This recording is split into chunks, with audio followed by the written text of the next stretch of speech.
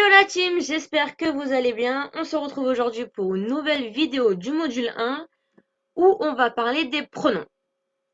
Alors, premièrement, on va voir la différence entre les pronoms et les adjectifs possessifs. Et ensuite, on va voir les pronoms personnels. Alors, premièrement, pronoms et adjectifs possessifs. Donc là, je vous ai fait un petit tableau des adjectifs possessifs. Donc en anglais et avec la traduction en français pour que ce soit plus clair pour vous. Donc en anglais, on a my, your, is, her, its, our, their. Et ensuite, vous avez la traduction en français. Et ensuite, on a les pronoms possessifs, donc qui sont mine, yours, his, hers, its, ours, theirs.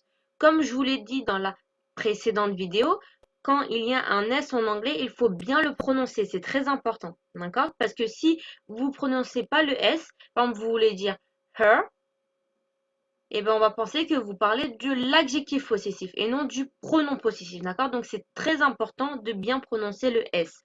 D'accord? Attention, ici, le S ne signifie pas un mot au pluriel. C'est juste un pronom possessif, d'accord? Il ne s'agit ni du pluriel ni du singulier. C'est-à-dire que si on parle au pluriel ou au singulier et qu'on veut utiliser un pronom possessif, on va dire hers. On ne va surtout pas dire her. Parce que dans ces cas-là, on utilisera un adjectif possessif. Et maintenant, on va voir quelle est la différence entre un pronom et un adjectif possessif. Alors, contrairement à l'adjectif possessif, le pronom possessif est utilisé seul. Il n'est jamais suivi d'un nom.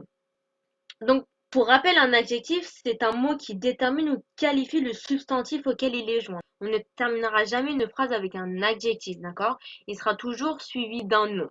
Alors qu'un pronom possessif peut très bien terminer une phrase. On peut très bien terminer une phrase par un pronom possessif, il n'y a aucun souci. Donc, je vais donner un exemple pour que ce soit plus clair. Donc là, j'ai utilisé la phrase Is it your book? Donc, qui veut dire est-ce ton livre? Donc, si je veux répondre en utilisant un pronom possessif, je vais dire Yes, it is mine. Oui, c'est le mien. D'accord? Donc là, je termine la phrase avec un pronom possessif, il n'y a aucun problème. Maintenant, je vais répondre avec un adjectif possessif. Donc, Yes, it is my book. Oui, c'est mon livre. Voilà. Donc là, j'ai utilisé l'adjectif possessif my. Et je l'ai fait suivre d'un nom, donc qui est book. D'accord? Je ne vais pas dire yes, it is mine. Oui, c'est mon. On ne peut pas dire ça, d'accord? Oui, c'est ton quoi? C'est ton livre, c'est ton ordinateur, c'est ton doudou, c'est ton quoi? C'est mon livre.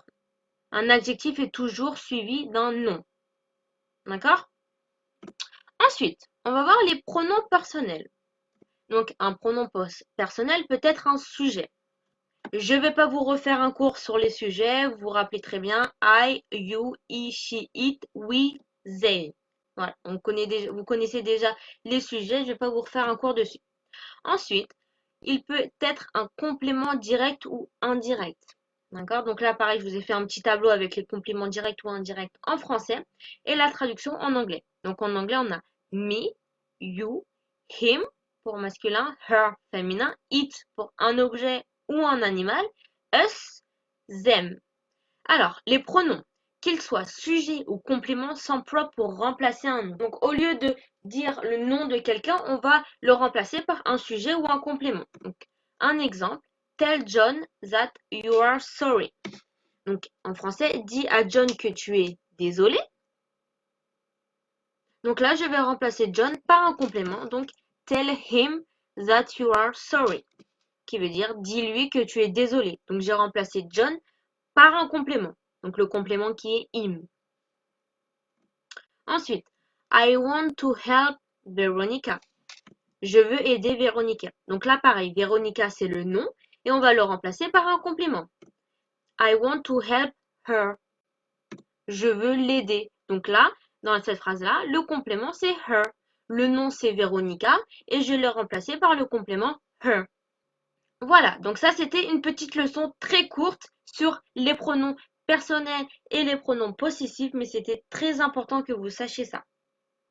Comme d'habitude, vous allez retrouver un petit exercice juste en dessous de la vidéo que je vous invite à faire et surtout, Si vous n'avez pas compris cette vidéo, n'hésitez pas à la re-regarder. Ne passez pas à la prochaine vidéo sans avoir fait l'exercice, s'il vous plaît, parce que si vous ne faites pas les exercices que je vous ai donnés, vous n'arriverez jamais à retenir. Donc surtout, faites l'exercice et ensuite vous pourrez passer à la prochaine vidéo. Voilà, je vous fais de gros bisous et on se voit dans la prochaine vidéo. Bisous, bisous.